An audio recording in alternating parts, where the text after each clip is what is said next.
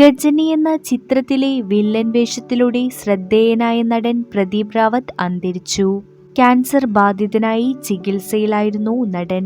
74 വയസ്സായിരുന്നു നടന്റെ പ്രായം. 3 പതിറ്റാണ്ടിലേറെയായി നീണ്ട അഭിനയ ജീവിതത്തിൽ ഹിന്ദി, തെലുങ്ക്, തമിഴ്, കന്നഡ, മലയാളം സിനിമകളിൽ സജീവ സാന്നിധ്യമായിരുന്നു.